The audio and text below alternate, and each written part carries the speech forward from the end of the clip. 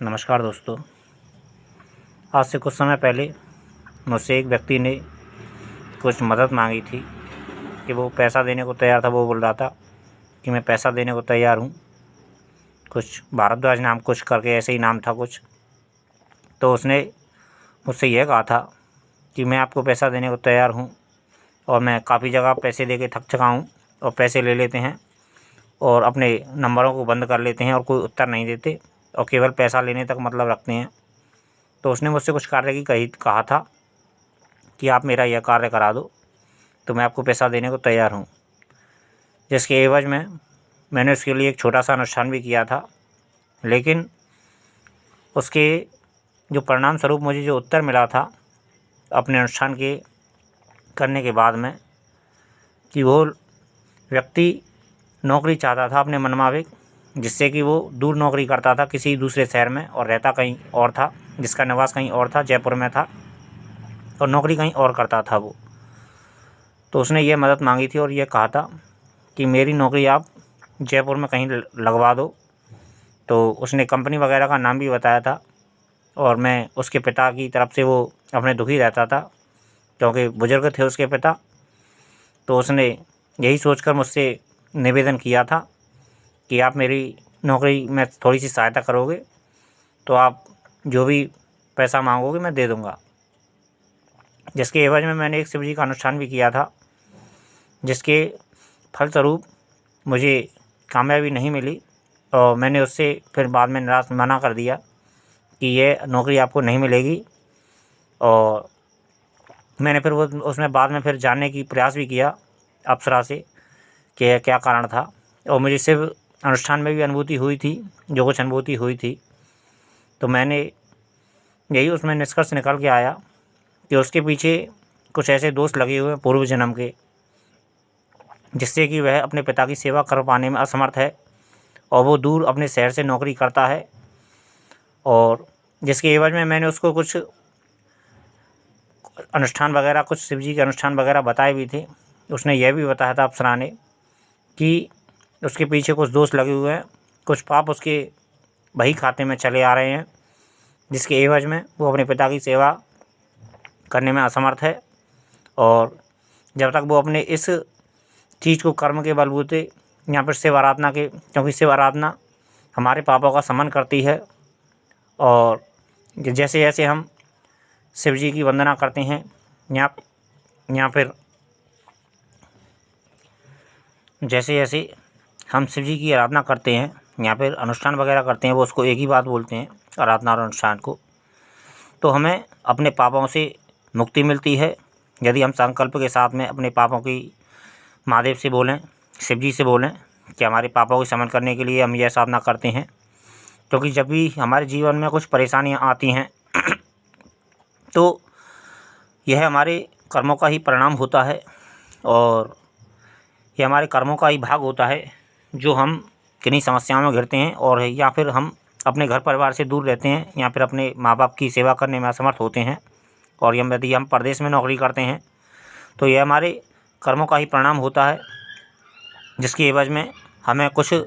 शिव आराधना यहाँ पे हरि आराधना करनी चाहिए, जिससे हमारा पापों का शमन होता है। तो उस अप्सरा ने मुझे यही बताया था कि यह उसके यही चीज़ है और मैंने उससे कहा भी था साधक से, उस व्यक्ति से, लेकिन उसकी समझ में नहीं आया और ज़्यादा जिद करना मैंने इसलिए उचित नहीं समझा कि जाने व्यक्ति क्या समझता है। इसलिए मैं यह कहना चाहता हूँ, उस व्यक्ति के विषय में मैंने और भी कुछ पूछा तो उसने यही बताया